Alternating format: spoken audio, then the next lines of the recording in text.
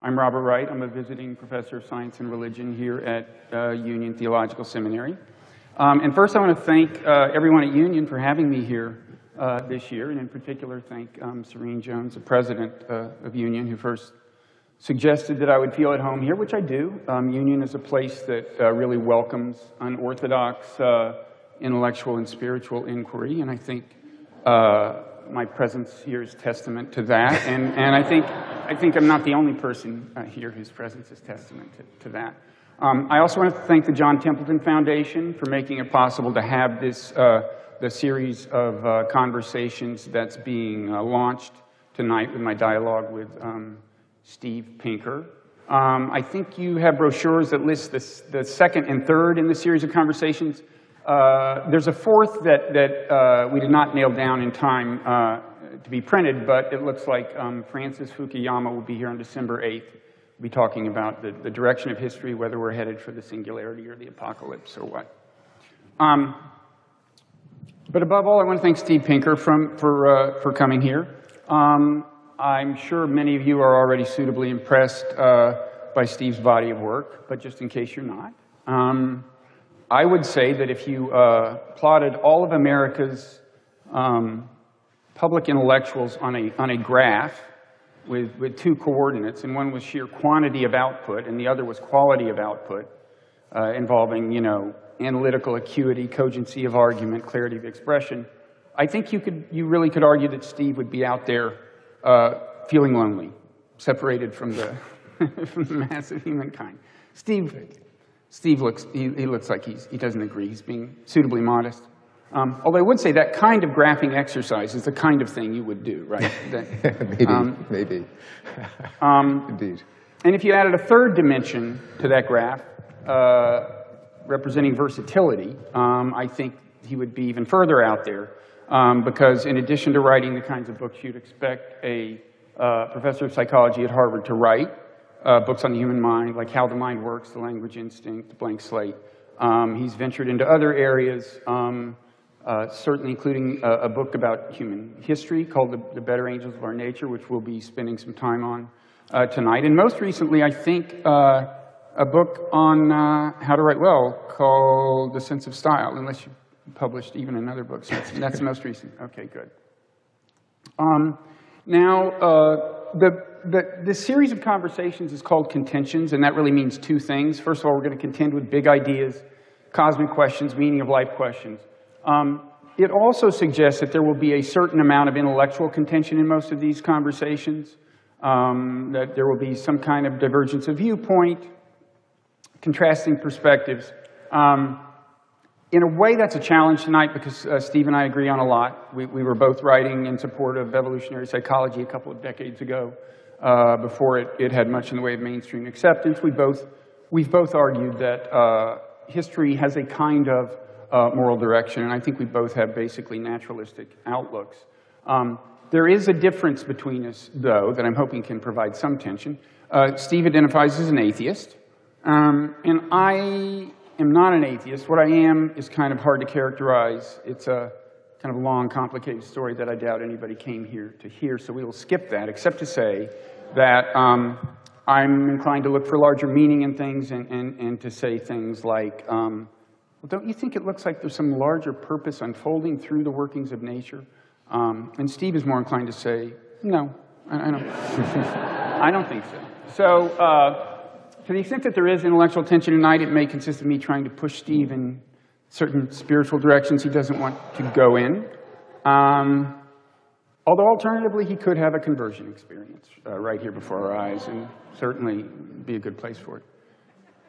So, Steve, I wanted to start out asking you about the term spiritual. A lot of people say they're spiritual but not religious. If you ask them what they mean by spiritual, I think a lot of them mean something that you would consider incompatible with a naturalistic outlook. But some people insist that there's a kind of spirituality or kinds of spirituality that are compatible with a naturalistic outlook. I'm just wondering if there's a definition of the word spiritual that you think is defensible, according to which you would be spiritual. Probably not, but it depends on how far you stretch the meaning of the word spiritual. If it encompasses the ability to experience awe, then yeah, I certainly experience awe. If it pertains to a belief in entities that are not stuff that you can't bump into, abstract entities, I do believe in abstract entities. If it embraces compassion, empathy, a feeling of connection to other sentient beings, I certainly have that. I sense, though, that when most people use the word spirituality, they have something more in mind than just those three. Okay. So in that sense, I would not be spiritual. I don't believe that the universe has a purpose. Okay. I don't believe that there are sentient, non-material forces with some kind of goal, teleology. Okay. Would that be? I mean, I think that's where you're heading. That's one place. Yeah. Okay, so you're not spiritual. I'm not spiritual. But I'm just not spiritual. But the night is young. Okay. Okay, so why don't we talk a little about the better angels of our nature. It's about history. It posits a kind of moral direction in history. How would you characterize the gist of what you're claiming there? Yeah, so in the empirical phenomena that the book addresses consist of a number of historical trends by which violence, when measured quantitatively, has gone down. We kill each other less than our ancestors do. We wage war less often. The wars are less deadly. We're less likely to subject each other to grisly torture executions, to execute each other for trivial misdemeanors. There are less acceptance of beating children, less acceptance of violence within marriages, less acceptance of violence against women. And so there are, to be honest, quite to my surprise, a large number of graphs that plot violence over time that kind of go like that. Mm-hmm. And of course, that's a phenomenon that you in Non-Zero addressed not with graphs, but qualitatively, and we both agree that this is a real historical phenomenon that needs an explanation. And we overlap in at least one of those explanations. That is in Bob's book, Non-Zero, referring to the concept of a non-zero-sum game in game theory, or a win-win situation. As our technology improves so that there are more non-zero sum games, more win-win situations, in particular trade, commerce, and exchanging favors, then that will tend to militate toward more cooperation and less conquest and cooperation and competition. So if it's cheaper to buy things than to steal them, then you're more likely to buy them. And if other people are more valuable to you alive than dead, because you don't kill your customers, you don't kill your creditors, then the growth of trade and commerce is naturally going to reduce the rate of violent competition. This is an idea that goes back to the Enlightenment, the idea of du commerce, from Montesquieu and Adam Smith and many of the American founders, and it's one that Bob and I both emphasize. I think it would be safe to say that would be the main explanation that you invoked in Non-Zero. That's right. I broaden that to other pacifying forces, other ways in which a fixed human nature, which, again, that's one of the zones of agreement of Bob and me, that these changes did not come about through Darwinian selection in the technical sense of substitution of genes. Many of the changes occurred too fast to be to have taken place on the scale of generations.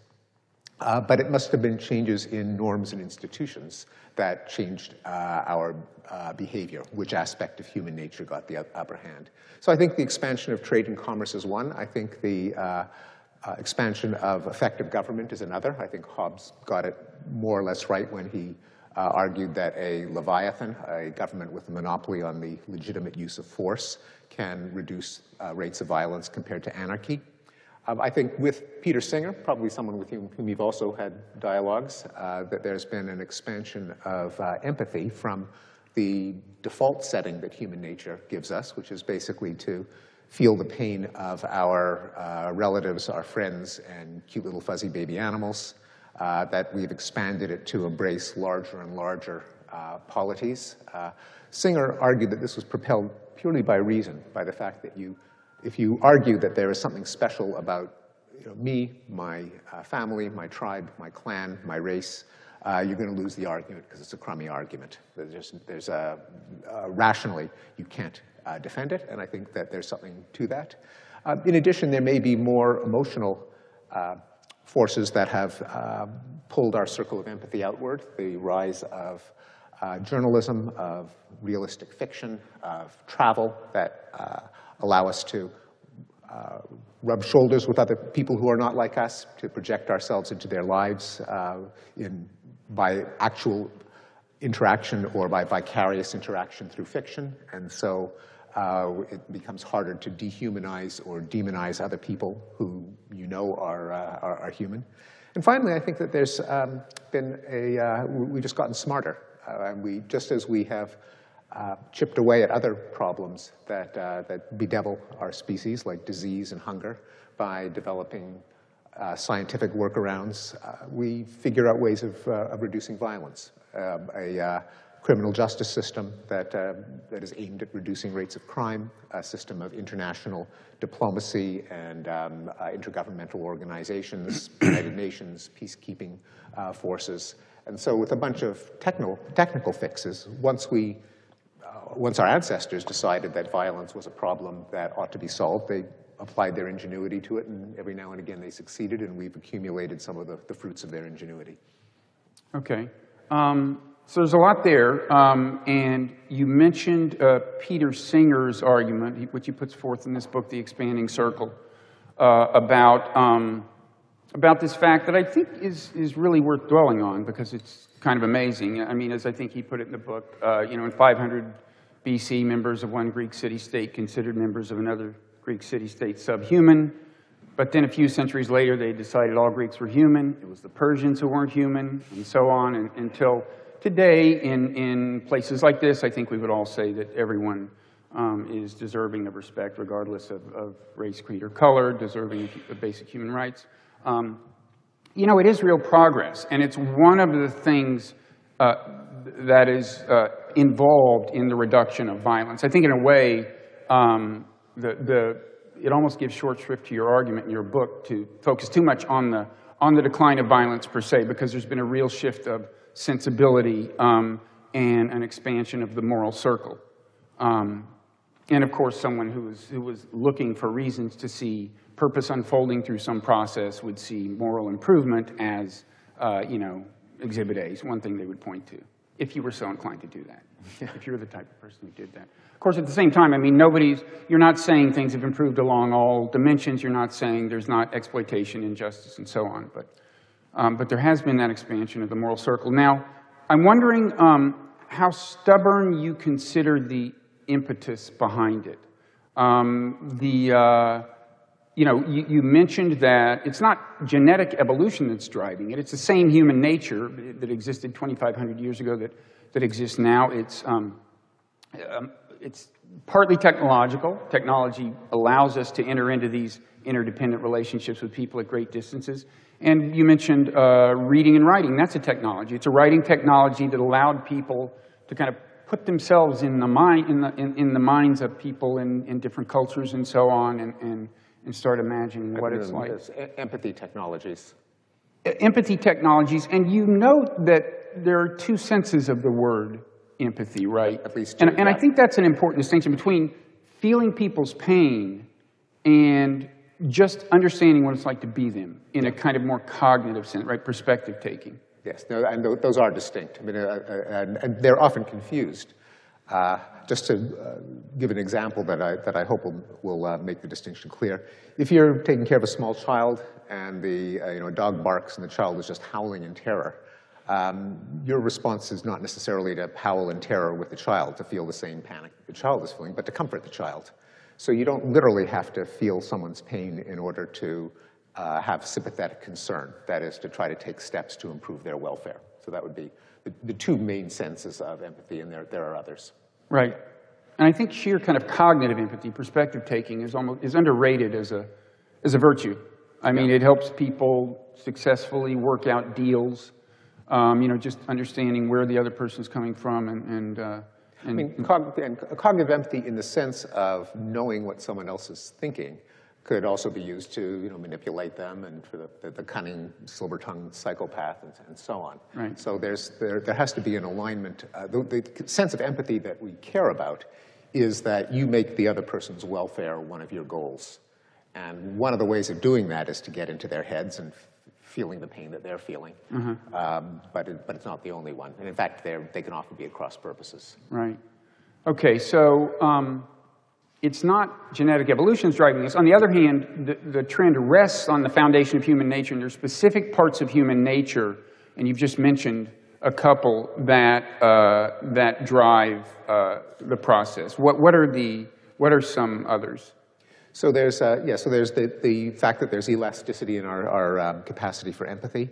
I think there's just cognitive processes, reason, rationality, the ability to think of how to solve problems once you set them up as a problem. I think there's the set of cognitive and moral intuitions that underlie what evolutionary psychologists call reciprocal altruism. That is the exchange of favors that's policed by certain moralistic emotions like gratitude. If someone does you a favor, you feel obliged to reciprocate. Guilt, if you have done someone harm and want to maintain a relationship with them, you feel the urge to compensate and apologize. Trust, you're willing to extend a favor with the expectation that it would be reciprocated when needed.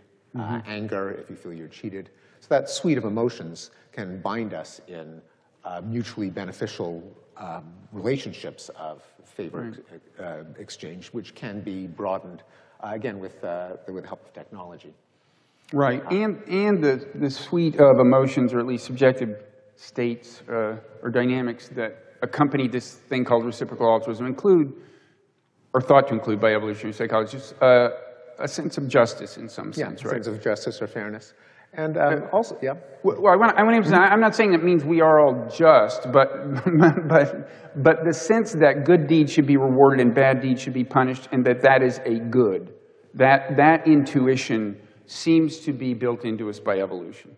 Yes, I mean, how we apply it, what we count as a good, can vary, and the foremost way that it varies is we often feel that we have been given the shortchanged, we've been given the short end of the stick. There's a tendency of two sides in any dispute both to feel aggrieved. They both agree that there's a sense of fairness. They only disagree as to who's the cheater and who's the victim. Yeah. Right.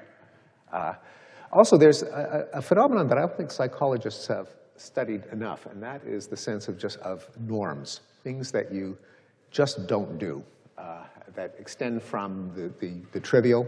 If I was wearing a tuxedo tonight, I'd feel quite uncomfortable. You just don't do it. Or if I was in just bathing trunks and no shirt, no shoes, I'd feel deeply uncomfortable. Not that I can rationalize why, but there's certain sets of mutually expected conduct, and that can change in a way that can or cannot align with moral principles and violence in particular. If you're insulted, do you laugh it off, or must you retaliate violently? That can vary across cultures. Are ethnic jokes the kind of thing that you could tell and enjoy as a guilty pleasure, or offenses that would make you deeply uncomfortable to hear them, even in private? That's obviously changed over time. Racial epithets. And then on the international scale, is war, for example, just one of a number of options? As the Prussian military theorist Clausewitz said, the continuation of policy by other means? Or is it something that's just that decent nations just don't do in their dealings with other nations? So, for example, if Canada and Spain they recently had a dispute over flatfish, turbo. In dealing with this dispute, it didn't enter into either parliament that maybe we should declare war. Whereas 100 years ago, it very well could have. And again, it wasn't like either parliament weighed the pros and cons of declaring war on the other. It was just kind of unthinkable. And that change in the realm of the thinkable, what is taboo and what is on the table as a live option, is another bit of our psychology. There's some psychologists who've dealt with it. John Haidt is here, and he's written about that. But I think that's a big source of possible historical change. Now, you, speaking of the moral sense, and you list that as one of the better angels of our nature. You list the actual better angels in the book, the parts of human nature that kind of redeem us. And I take that to include, I mean, you tell me, not things like maybe the specific sense of justice, the intuition that good deeds should be rewarded and so on, and bad deeds should be punished, but also the sense that there is such thing as the moral good. Not just an intuition about what is morally good, but the whole idea. We take this for granted, but you can certainly imagine an intelligent animal that was just nihilistic by nature and didn't talk about what was right and what was wrong, right? Yeah. And you once made to me an argument in conversation, and I haven't heard you make it since, but maybe you have, having to do with moral realism. It was a very speculative argument about a kind of moral realism, which, I mean, first, I guess you should tell them what you mean by moral realism, and then maybe recap that argument. Yeah, so moral realism is what the position that philosophers identify as the one that holds that moral, different versions, moral propositions can be objectively true or false in the same way that mathematical ones can be. That is, if you're a mathematical realist, which not all philosophers are. But that is that morality is not just a set of arbitrary social norms. It's not just a set of emotional responses, but that the statement, slavery is wrong, is in some way akin to the Pythagorean theorem. Now, this is a position that philosophers themselves, needless to say, disagree on. I'm not averse to the idea that there could be some form of moral realism, although I suspect that it would have to be stated as a contingency. That is, if you're committed to certain things which perhaps can't be objectively justified, then other things follow logically.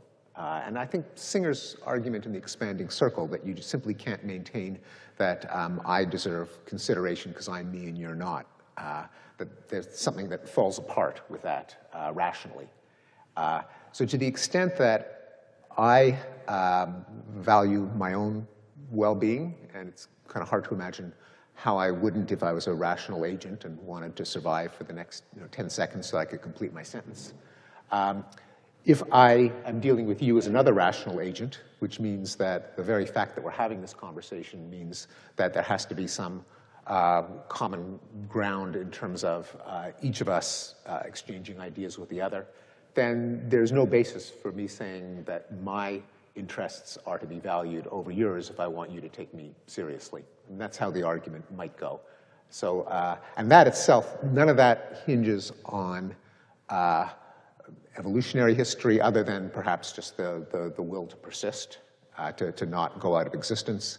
None of it hinges on brain structure, social norms, and so on. There is a kind of rationality to it, where any agents that were social, intelligent, and self-interested enough to want to not go out of existence might be under the purview of that chain of reasoning anywhere in the universe. So that's one version of moral realism. But I want to separate that, though, from our moral sense, because just as our innate mathematical sense is pretty crummy mathematics. I mean, we have a number sense that's pretty much 1, 2, 3, many, and kind of more or less stuff in a fuzzy analog way. A mathematician would not give that a whole lot of respect, but it might be enough to bootstrap your way to the rest of mathematics. And of course, we're subject to many mathematical illusions and fallacies. The same is probably true of our moral sense, that just the intuition that there are some preferences that you universalize, that it's not just me but everyone ought to do it. That may not align with morality as it is best defended by a moral philosopher. And in fact, you're correct to point out that I list the moral sense under the better angels column instead of the inner demons column, or chapters, actually. But I also note that an awful lot of evil has been done by the moral sense. And in fact, I could have gone either way in terms of which side to put it on, because if you were to compare the amount of harm done for sheer sociopathic, amoral predation, exploitation, and profit-taking versus the amount of violence that's been done for moralistic reasons, probably more harm has been done by the moralistic violence. If you count the ideological genocides, the cruel and unusual punishments, the amount of crime that is actually not done for predatory reasons, but out of an innate sense of rough justice. Lots of people have been killed for both sets of reasons, but my guess is more for the moralistic reasons. So a lot depends on whether the moral sense, as an evolved part of our psychology, gets aligned with moral goals as we can best defend them. Right. So there's kind of several things you need for what you might call true, robust moral progress, I guess. I mean, first, the moral sense is nice. If people believe that there's this thing called the good, and they can at least start having a discussion about what it is. The intuition that good deeds should be rewarded and bad deeds should be punished has a certain pragmatic value, kind of whether it's true or not. I mean, it's there's a reason that societies have pursued that line. I think not just because it feels right, but it kind of works. It sets up an incentive structure. Right. Namely, there's certain kinds of self-interested exploitation that if they are punished, their profitability goes to zero and fewer people do it. If you get thrown in jail once you rob a liquor store, you're less likely to rob a liquor store. Right. And the problem, of course, is that we're designed on the one hand to intuitively embrace that principle, and on the other hand to, in a certain sense, misuse it. Wouldn't you say we all naturally bias our evaluations of who did the bad thing and who did the good thing for the sake of self-interest? So the principle's nice and has potential value as a practical governing principle, but it's not enough. And the kind of so the kind of moral progress you document involves the interaction of like that, and the capacity for empathy and things like this, with a reflective intelligence, the ability to put yourself in other people's shoes, and it further requires, or at least certainly is abetted by, a kind of technological progress that changes your incentive structure, makes it actually in your interest to be able to imagine what it's like to be somebody halfway around the world, and so on. So there's a lot of things that have to come together, but when they do, there's a kind of momentum to the process, to what's going on, right? And that's why you don't think this is just some fluke you've documented. There's an underlying power. Yeah, I think it can't be so consistent and it can't be so directional that the progress is linear or even monotonic, because there are periods in history in which it definitely goes the other way. And I document in Better Angels a number of cases in which societies have gotten more violent. I mean, three salient examples are kind of the heyday of genocidal despots in the middle decades of the 20th century. That was definitely a reversal. The 1960s crime boom in the United States and many other Western countries, and the rise of civil wars in Africa following decolonization. So each of those have come back down, but there were periods in history where things got worse before they got better. In terms of I did at the very end of the book ask the question of the various violence reduction developments in human history, is there a common denominator? And I suggested one that is, I guess, not so far from the one in non-zero, namely that there's there is often, or maybe even always, an advantage to exploitation for one person to harm another to gain something at their expense. But of course, the harm done to the victim in general outweighs the benefit to the aggressor. That's just because we're complicated creatures. It's easier to damage someone than to benefit oneself. And since, over the long run, roles reverse, victims become aggressors and vice versa, empires rise, empires fall. If you could stand back, everyone would really be better off if everyone agreed to abjure violence. The problem is, how do you get the other guy to refrain from violence at the same time that you do? Given that if you are a unilateral pacifist and your neighbor isn't, then you could be inviting an invasion, or you'd be a punching bag, or a sitting duck. So there's a technological challenge or an intellectual challenge of working within that game theoretic matrix. How do you get into the cell where both sides lay down their arms at the same time, not opening up the window of vulnerability where they lay them down, but making themselves ripe for exploitation for the other guy? And I think what the forces that I list have in common, and the one that you emphasized in Non-Zero highlights, is there are various ways of jiggering the payoffs in the matrix so that that cell of mutual nonviolence becomes more attractive. I mean, certainly if you've got Leviathan penalizing aggression, putting you in jail if you rob the liquor store, then that changes your payoffs, and so exploitation doesn't seem so attractive anymore. Trade, obviously, changes the payoff matrix. Then there may be cognitive changes as well. If you do empathize with someone else, then their suffering now becomes one of your costs, and so you're less likely to harm them with impunity. Anyway, so I think that is what I suggested might be the common thread. Okay. Now, when I look at the whole process, I mean, as you know, I think you can, if you look at the basic constituents that drive this, you could argue that the key ones were fairly likely to show up through evolution given enough time. For example, reciprocal altruism has evolved independently a number of times. The dynamic of kin selection, which brought us love and empathy, probably originally has, and so on. And, I think the evolution of intelligence was fairly likely. But, and I also think that then the technological evolution that carries this in certain directions has a momentum. But that's, and I don't know how you feel about those as kind of probabilistic statements. I mean, I know you do not interpret them teleologically. You don't think that's evidence that there was some, that this whole process was kind of set up, this whole machine was set up to move in that direction. But a lot of these things were kind of not unlikely products of evolution, right? Well, I don't know if we know that. So, for example, the evolution of intelligence, it only happened with us. I mean, to a certain extent with octopuses and dolphins and so on. But the kind of cumulative language-enabled intelligence that our species has evolved couldn't be that common, or else we'd see octopuses with language and well, of course, the way evolution works, one species is going to get there first. But not like we and octopuses kind of competed over it. Yeah, but in evolutionary time, us and chimps, a few million years.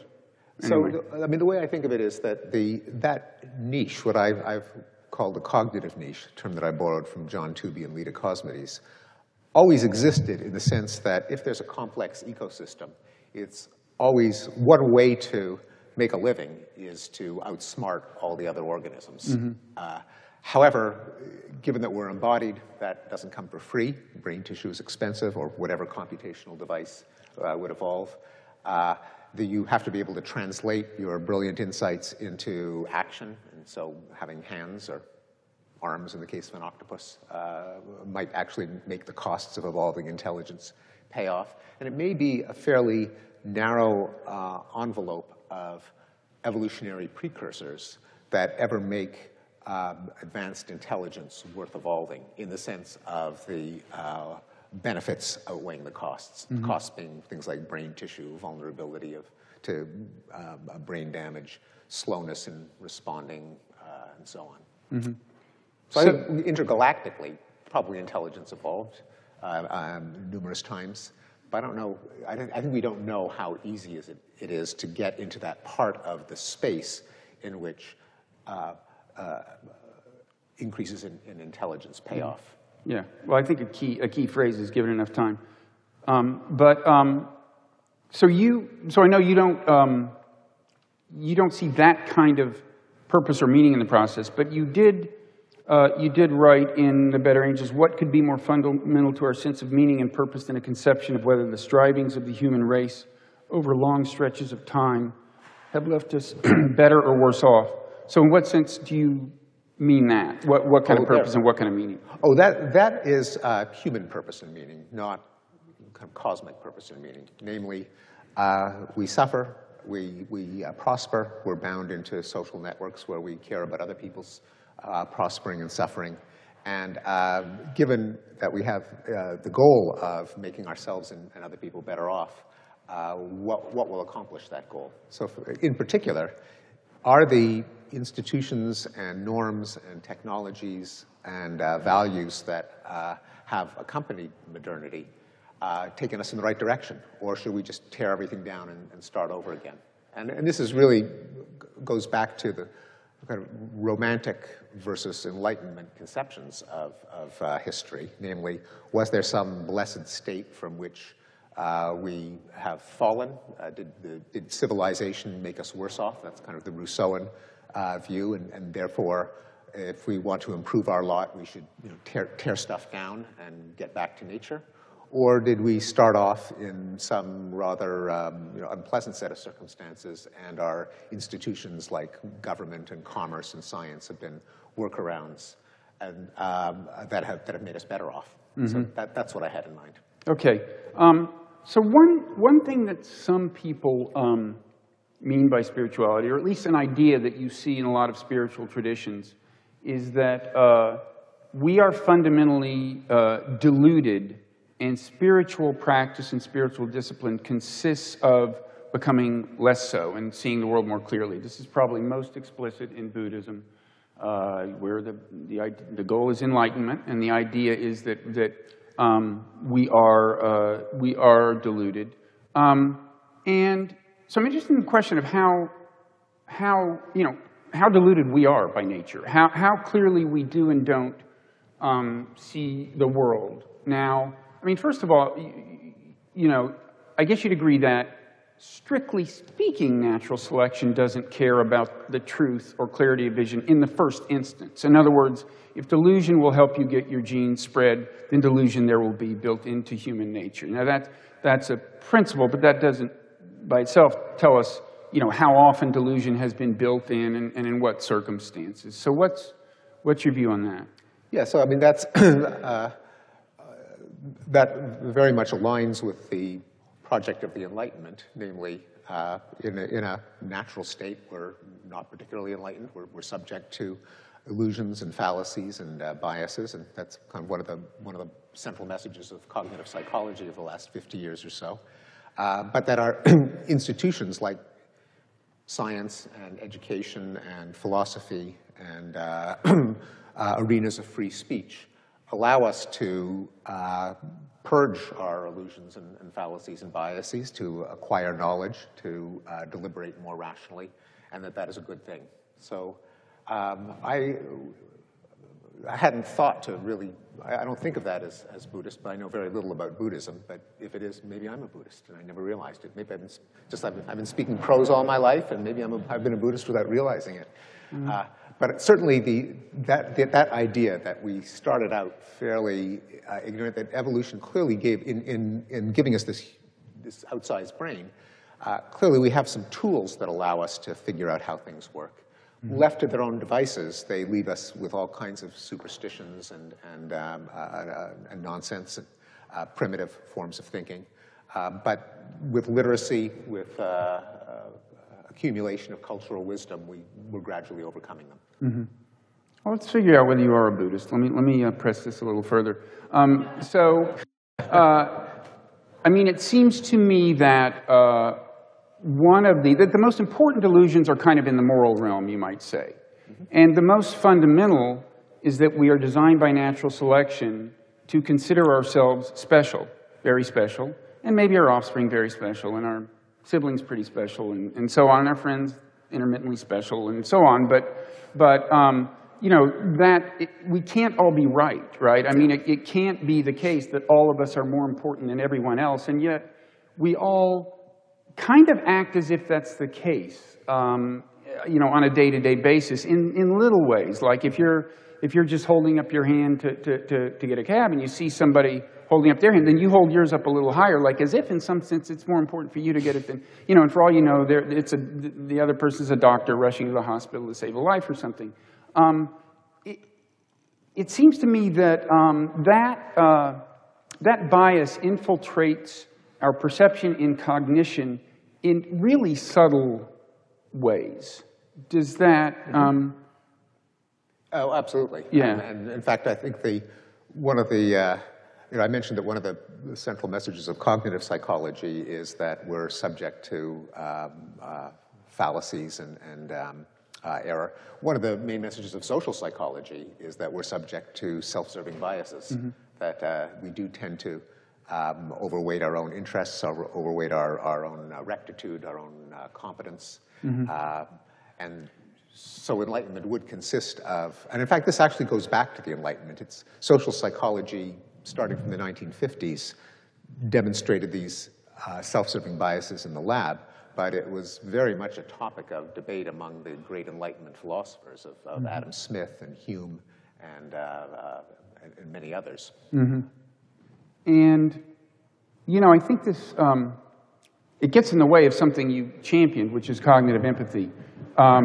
It can be good to put yourself in the shoes of others, but wouldn't you say we are designed by natural selection to negotiate a landscape of allies on the one hand and enemies and rivals on the other?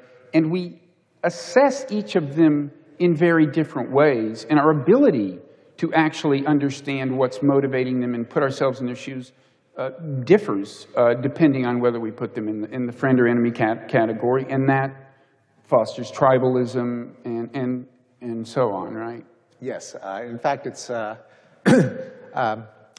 it's painful even to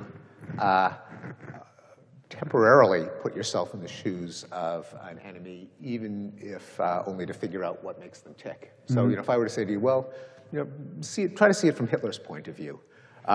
You bristle even with that thought, even though there's a sense in which if we wanted to prevent genocides in the future, we really ought to see it from Hitler's point of view, if only not to sympathize with his goals, but to figure out what gave rise to him and how to prevent that from happening in the future.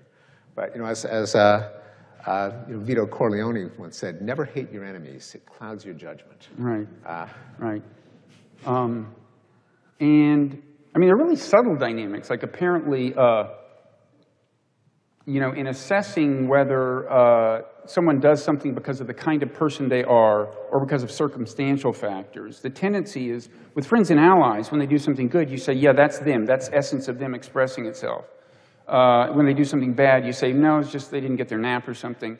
With enemies, it's the opposite. And that really, you can go back and look at like wars we've gotten into and so on, and see how once you put Saddam Hussein in the enemy camp, and you're thinking of him that way, then he can't get out of the box, because anything seemingly good he does is a trick, and anything bad he does is the real Saddam Hussein. So, and you know, I mean, people don't, they just don't, it's hard, isn't it even hard for you in your everyday life to remind yourself of biases, I mean, to transcend them? Oh, absolutely. I think it's a lifelong struggle. You know, there's one of my favorite analyses of the motives behind violence came from a brilliant but underappreciated book by the social psychologist Roy Baumeister called Evil, where he notes and has done some laboratory studies to show that there's a coherent victim narrative and there's a coherent perpetrator narrative in any act of harm.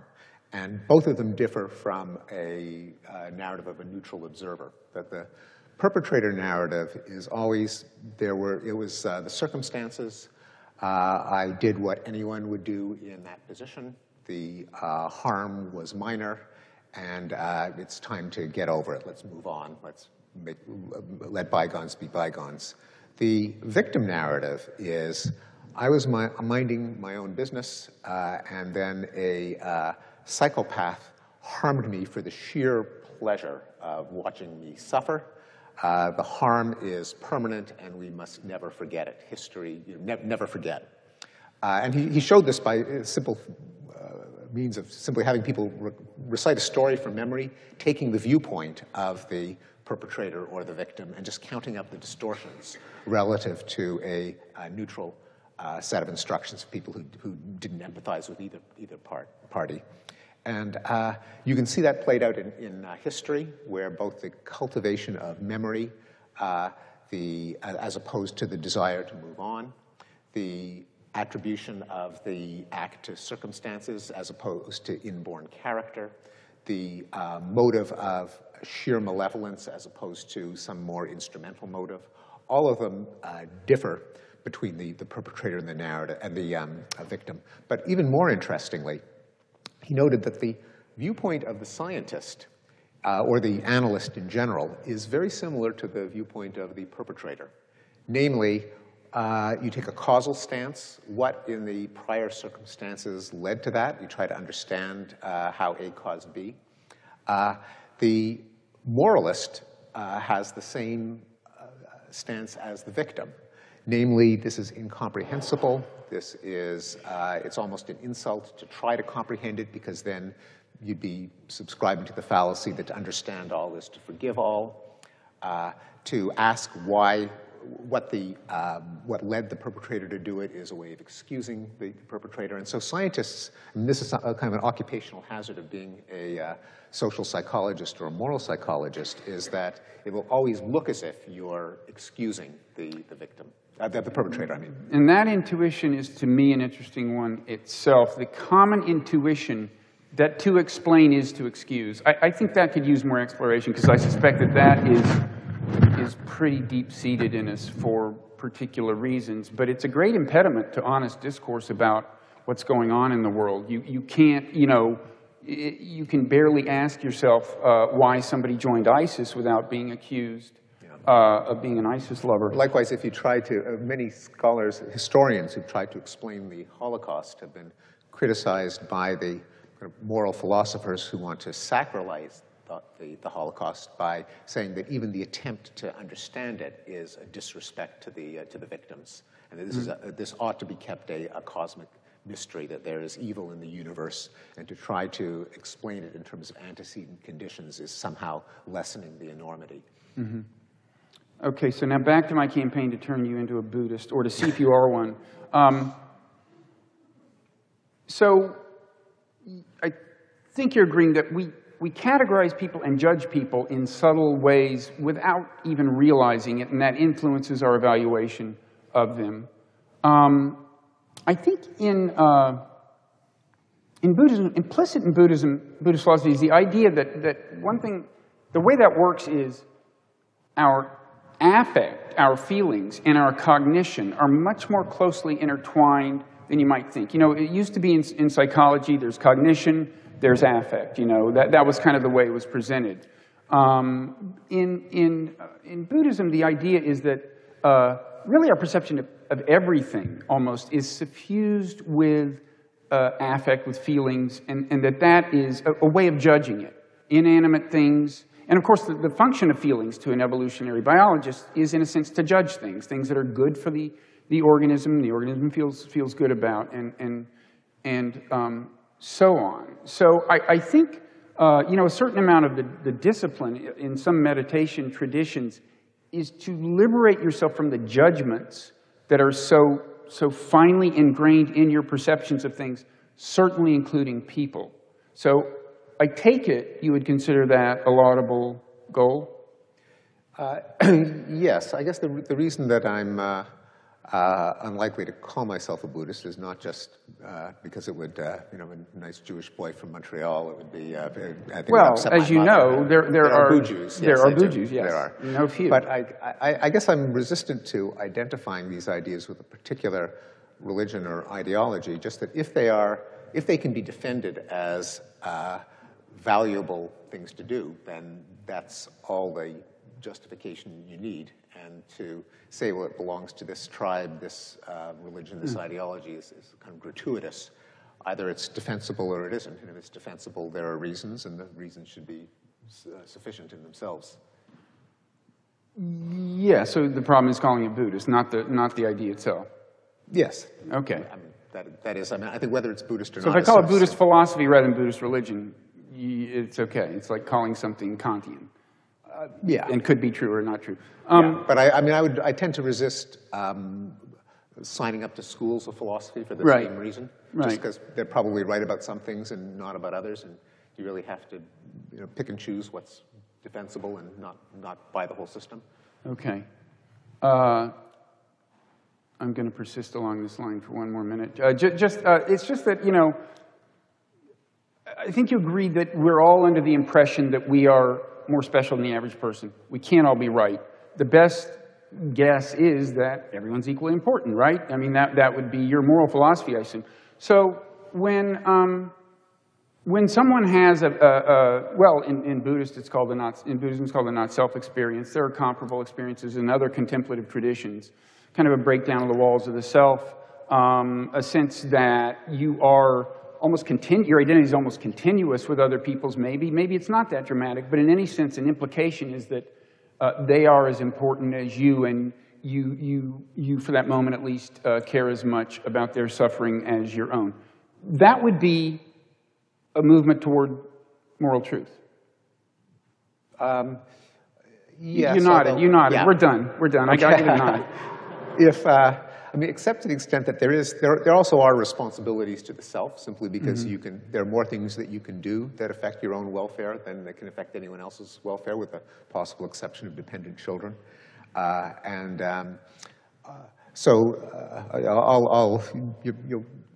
trying to convert me to a Buddhist. I'll try to convert you to a Jew for a minute. You know, Rabbi Hillel. Union is a very ecumenical place. Yeah, that's right. Rabbi Hillel wisely said, "If I am not for myself, who will be for me? If I am only for myself, what am I?" There is some moral value to self-responsibility, self-help, self-regard, insofar as you do have more power to influence your own well-being than anyone else's. And there is a certain responsibility in exercising that as well. So total selflessness might go a little too far. Might be. It might. I would not call that a rampant problem in the world today. No, agreed. Unbridled selflessness. Agreed. I mean, there are a number of you probably are familiar with the new book by Larissa McFarquhar called Drowning Strangers. My wife, Rebecca Goldstein, reviewed it for the New York Review. It was reviewed for the New York Review of Books, and other reviews have come out about people who really take this to an extreme and adopt 23 children or give up everything to set up a leper colony and actually inject themselves with a leprosy bacillus to help advance treatment, who give away everything to the most effective possible charity. And it is an interesting psychological and philosophical challenge as to whether all of us ought to be extreme altruists, and whether, you know, I should not be wearing this jacket because I could wear a much cheaper one, and with the difference I could probably buy a mosquito bed net for someone in Africa. You know, by those standards of complete selflessness, that is, you may not, and again, Peter Singer, I don't think he's a Buddhist, but he actually made the argument that if we were ethically consistent, we would not possess anything that beyond the point where it could make someone better off if we were to donate that away. We should live the minimally adequate material life to survive, to be better off, or actually as well off as the people we could benefit. Right. Now, few of us can muster that degree of altruism. It's an interesting implication whether that means that we are all extremely immoral to a vaster extent than any of us would admit. And I'm not sure whether or not Buddhism and extreme altruism, in the sense of donating everything beyond the bare minimum, coincide. I don't think many people get there in any spiritual tradition. And I should say that, you know, most lay Buddhists in Asia are not meditating to begin with. But are they giving a lot of money to deworm the world and to other charities that give well rates to be the most efficient way to benefit other people, for example? I haven't done that research. Yeah, I would have assumed you would have, given all the other research you've done, but no. Well, I guess the last thing I'd say about that is I think these biases are sufficiently hard to root out. I mean, the self-centered judgments of other people and everything, that it's the reason some people do intensive spiritual disciplines. Not just meditation, but various kinds of monastic practice, prayer, whatever. And it you know, it works for some people. But they would not raise the question, instead of meditating, if I went out and earned some money and gave it away to Oxfam, would I be doing more good than just reflecting on myself and trying to change my inner life? Well, they might meditate and then do that, conceivably. But I know yeah, Peter Singer wrestles with that in his latest book on effective altruism. Okay, so before we go to Q&A, I just want to invite you to say anything you haven't said about. I mean, the title of this is "Science in the Search for Meaning," by which I. You know, meant to encompass science and social science and meaning in various senses, and I've kind of tried to channel you down a couple of specific paths, but I want to give you the chance to talk about how science and social science inform your own life and your view of meaning. Yeah. Well, I think it thoroughly infiltrates my understanding of meaning and value and purpose. In a large number of ways. One of them is simply a kind of a debunking or a purifying way. There are a lot of sources of meaning and value and purpose that I can't subscribe to because they are part of a view of the universe that I believe is false, that science has shown to be false. The idea that there are that everything happens for a reason that concerns me, that if misfortune befalls me, there must be some sentient agent that wants that to happen. The idea that there are no coincidences, so everything happens for the best. The idea that meaning and purpose come from ritual or scripture. All of those I reject because I believe that they're factually incorrect. And as a result, I don't strive to follow all 613 commandments in the Torah. I don't accept Jesus as my savior. There's a long list of things I don't do because I don't think that the basis for them stands up to scrutiny. But at the same time, I think that the impersonal nature of the cosmos, combined with the fact that I am a goal-seeking entity, I don't want to die. I want to flourish and prosper. I know that I am no different from other people, and that I am enmeshed with other people as a member of a social species and as a member of a rational species. It means that I cannot favor my own interests over others and defend that I ought to value other people's interests as well as my own. The fact that the larger circumstances that lead us all to flourish or suffer are my responsibility and all of our collective responsibility. We can't outsource it to some cosmic force, that it's only our own efforts that are going to deal with the problems facing us. So those would be a number of ways in which having a causal view of the universe as consisting of impersonal forces that don't care about us, but one of whose products is a sentient, rational being that can set up as its own purpose the maximization of flourishing and the minimization of suffering is what gives purpose to my own life. Okay. So we are going to go to Q&A. I want to first say that again, there's going to be several more of these conversations in 2 weeks. I guess it's November 10th. We're going to talk about consciousness and the weirdness of consciousness and the difficulty of kind of coming up with a satisfactory explanation of consciousness, which I think we talked about, and I think you respect the difficulty of the problem. And in any event, your wife does, and she will be here. Rebecca Neuberger Goldstein, the novelist and philosopher. Her novel is called The Mind-Body Problem. And she also did her dissertation on that. And also David Chalmers will be here. There's an event next week that is not part of the Contentions series, but will be interesting. The title is Evolution and Original Sin. It's about evolutionary psychology, the evolutionary psychology view of human nature, and looking at the Christian doctrine of original sin in that light. And for that matter, arguing about whether evolutionary psychology is a valid view, because one of the panelists will be Paul Bloom, who was a student of yours, I think. And another one will be Pamela Cooper-White, who is here, a professor of psychology and religion, and then the theologian Serene Jones, the aforementioned Serene Jones, will be on that panel, and that is November 4th. So, do people have questions? You were first up, sir, in the second row. If you can wait for a microphone, and if you're extroverted enough to identify yourself, I encourage that, but it's not a requirement. I guess this is microphone. My name is Daniel. I got a question.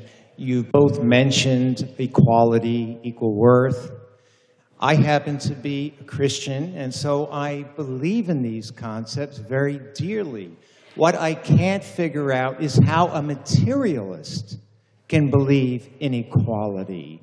Because when we open our eyes and look at this material world, what we see are tremendous distinctions between people. What then is the basis for equality? Mm-hmm. I'm not sure I know what materialist means, because I'm certainly a naturalist. I believe that only in things that can be shown by reason and science. And I believe in things that aren't material, like numbers and information and bits and algorithms and theorems and so on. So I certainly believe in abstract entities, although I don't believe in a deity, simply because I don't think there's any good evidence that a deity exists.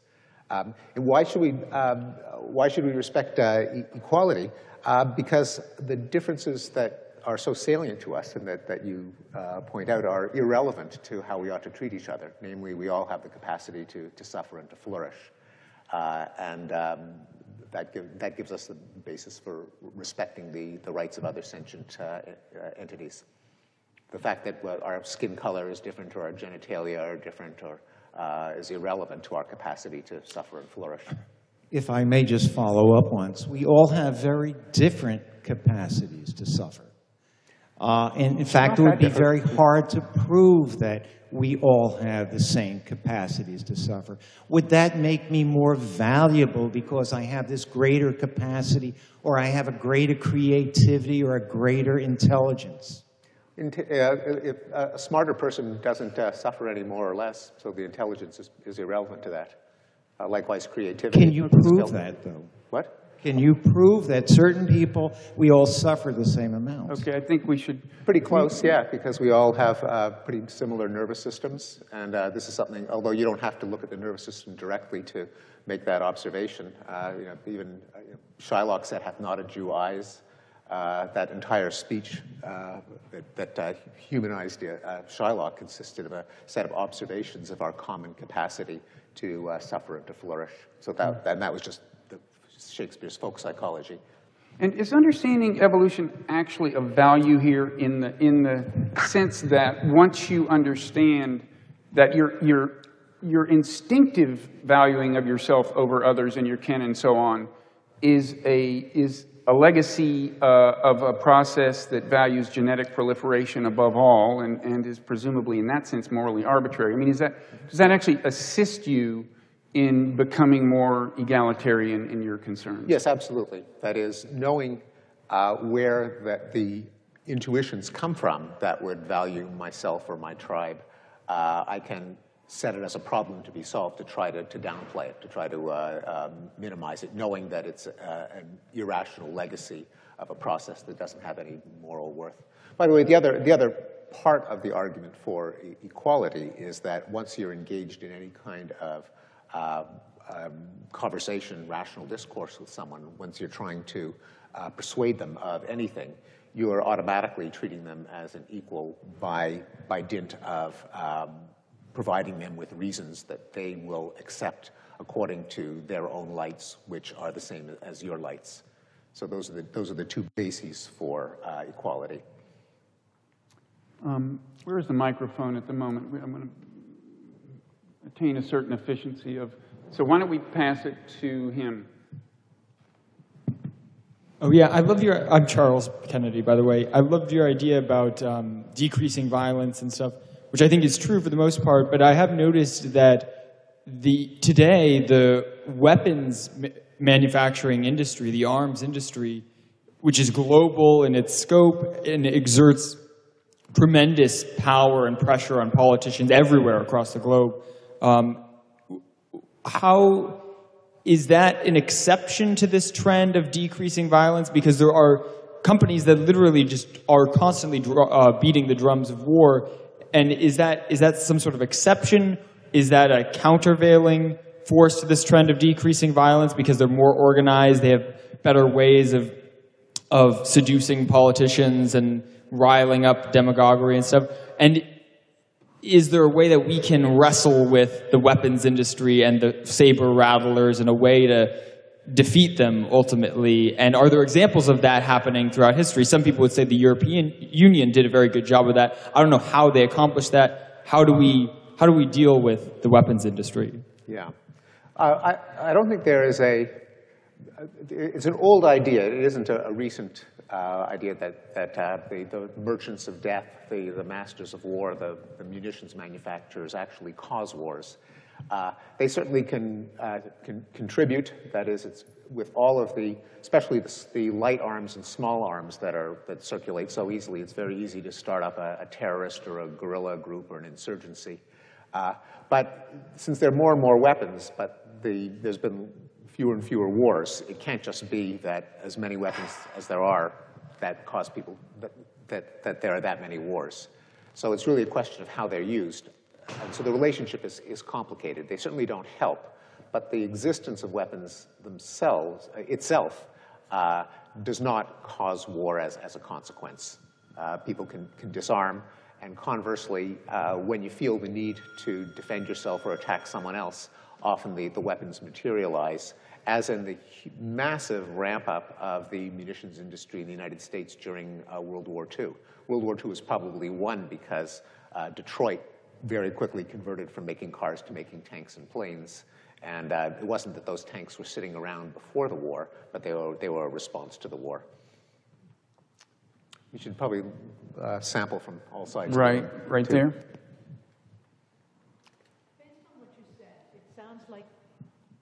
Based on what you said, it sounds like you believe that there is such a thing as good or better, the better angels of our nature. And you talked about it being contingent. Do you also believe there's such a thing as evil, and what's its intellectual derivation? Yeah. Certainly one could argue that psychopaths are evil in the sense that they're indifferent to the welfare of others and are instrumentally exploitative. I think and certainly I would use the word evil in making moral judgments myself. So there's no question that Hitler is evil, that ISIS is evil. Although as a scientist, I also want to understand why people do what they do, and that does require, at least temporarily, setting aside the good-evil valuation long enough to understand what makes them tick. And I would say that doing that, which is not a way of excusing harmful behavior, itself is good in the sense that if we could figure out how to reduce it in the future, we have added to the good of the world. And so the sort of temporary amoral cause and effect stance, I think itself is good in from a wider perspective. Okay, can I press you a little on evil? Because first of all, what you mean exactly, a lot of people just mean really, really, really bad. Yeah. Historically, it had a kind of a deeper meaning than that. The idea of evil was that it's kind of like a grand unified theory of bad. In other words, everyone who does bad things is inhabited by a force that's evil. And I think that connotation lingers. And it points to what I think is kind of a downside to using the term, because once you call, it gets back to like clearly explaining behavior. Once you call someone evil or ISIS evil, to a lot of people that means beyond explanation, beyond the material realm. So, do you have... Yeah, no, I think, no, I agree. I think that's an insightful observation, and that, in fact, Baumeister, in his book called Evil, argues that that's the term that the victim use, and hence the moralist uses to describe the perpetrator. And part of the attribution of evil is an unwillingness to look for causes. And so there can be something pernicious about reaching to evil too quickly as an explanation, because it means that you are resisting the attempt to understand it. Do you still have a question? Yeah. Okay. If you wait 1 second for a microphone.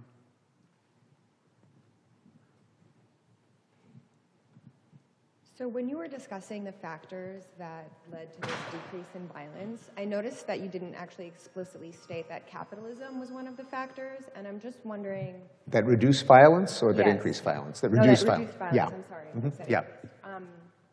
And so I'm just wondering how you see capitalism being an institution sort of predicated on people maximizing their own self-interest, pursuing their own self-interest as being a factor in this reduction in violence. So I would fold that into the growth of commerce as one of, and this is also one of the major themes of Bob's book, Non-Zero, that when it becomes easier to exchange for mutual benefit, that decreases the incentives toward violence. Now, I realize that it goes against a huge strain of academic, intellectual, moralist, and religious thought in which commerce is inherently evil, and nothing gets a stronger reaction, I have found, than saying that capitalism has been a source that reduces violence. In contemporary intellectual life, that's almost a heresy, even though it has honorable antecedents in the Enlightenment and in the notion of gentle commerce. And empirically, there is something to it. Obviously, like any human activity, there can be exploitation, and capitalism isn't the same as anarcho-capitalism, that is completely unregulated, unrestrained capitalism, just as freedom isn't the same as anarchy in general. But there are studies that try to look at the degree of openness to global markets and likelihood of getting into a war. And in general, the countries that are, on average, more open market have a lower likelihood of fighting a war. And so many of you might be familiar with the theory of the democratic peace, that democracies don't fight each other. Well, democracy and capitalism are correlated, not perfectly, because there are authoritarian capitalist countries and democratic, highly socialist, highly regulated countries. But if you try to tease them apart in a regression, there are arguments it's actually the capitalism that drives the peace more than the democracy. And that immediately sounds absurd until you think of examples like China, which is an authoritarian, not a capitalist country, not at all democratic, highly capitalist, and hasn't fought a war in at least 27 years, and that was a pretty small war. Much better record than the United States, for example. Okay, I think let's take two more questions, and start with John here.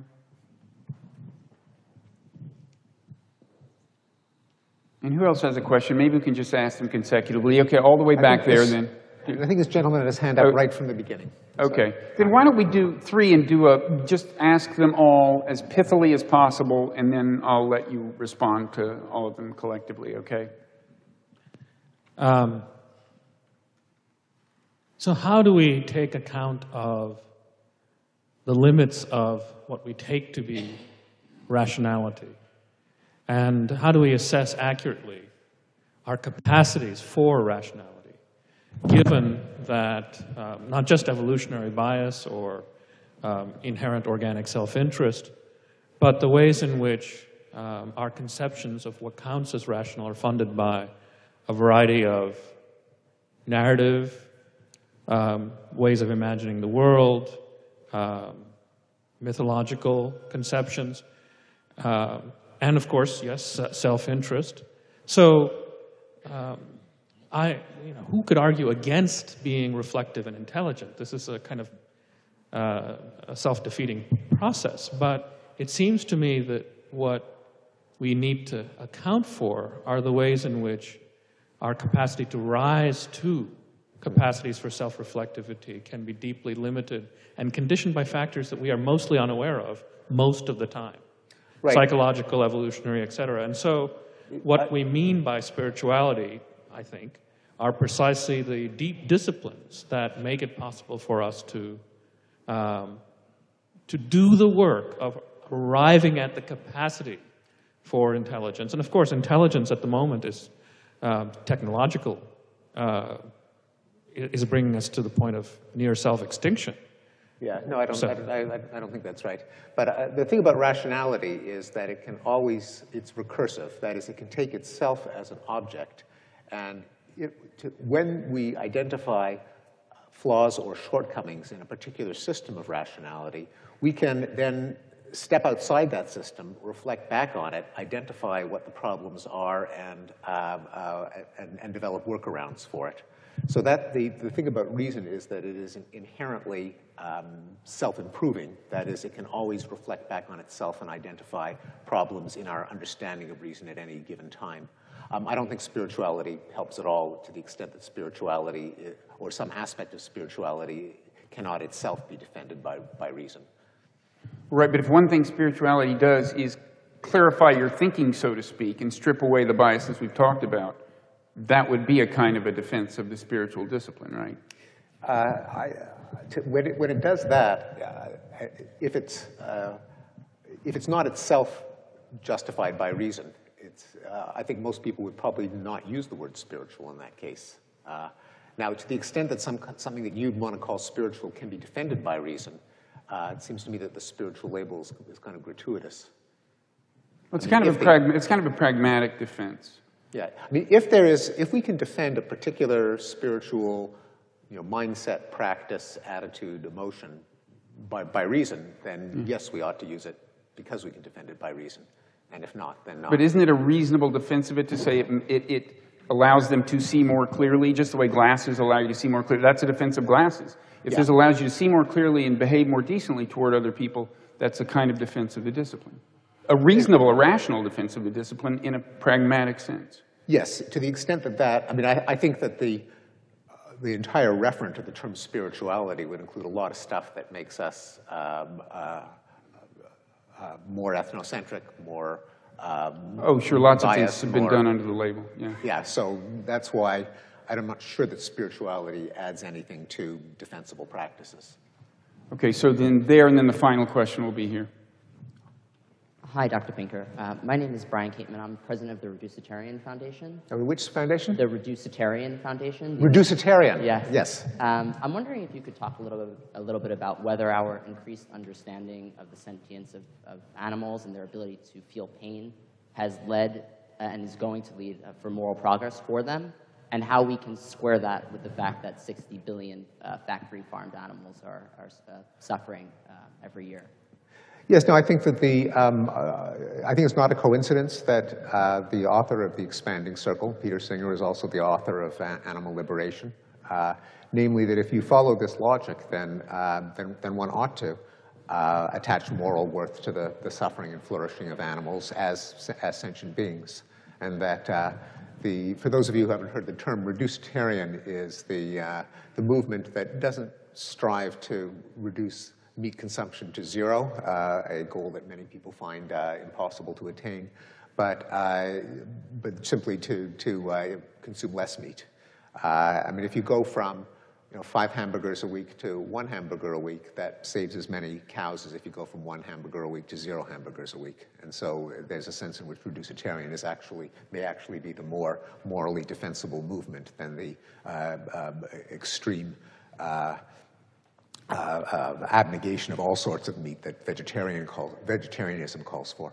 So yeah, there is, I think there is an irrefutable case for minimizing the suffering of animals. It's sort of hard to argue against that. Yeah. Hi. You mentioned altruism, and I've read recently that you've written skeptically about group selection. Yeah.